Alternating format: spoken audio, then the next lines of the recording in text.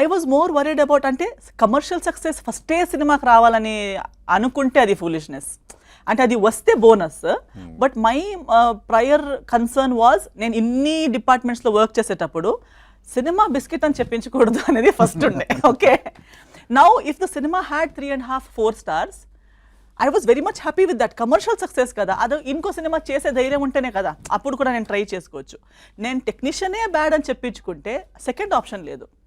If I had been proven as a bad technician and still made monetary success, it was a short term success. ఎందుకంటే నా ఒక్కటే cinema by chance run అయిపోయింది, డబ్బులు వచ్చేసాయి. ఇంకో cinema తీయమంటే నాకు రాదు. లేదా నేను చేసిన ఇప్పుడు ఇంతమంది క్రిటిక్స్కి కానీ రివ్యూవర్స్కి కానీ ప్రతి ఒక్కరికి నా ఇది తెలుసు. సో నేను అరే ఇంకో చేస్తే ఎలా ఉంటుంది, మళ్ళీ ఇంకో ఛాన్సే తీసుకుంటున్నాను కానీ షూర్ షాట్గా ధైర్యంగా ముందుకెళ్ళలేను.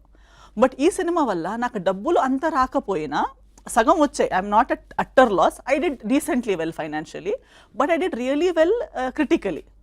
సో దాట్ గేమ్ ఇప్పుడు నాకు ఆ రివ్యూస్ చదివాక, సాటర్డే రోజు రివ్యూస్ చదివిన తర్వాత సండే మార్నింగ్ పేపర్లో I felt so happy that ఓ అంటే technically I was good, only maybe the release was wrong, timing was wrong, ఇవన్నీ మిస్టేక్స్ అయ్యాయి అంతే. కానీ పబ్లిసిటీ మేబీ ప్రమోషన్స్ అక్కడ మిస్టేక్స్ అయినాయి, కానీ cinema as itself is not a bad film అనేది నా హ్యాపీనెస్.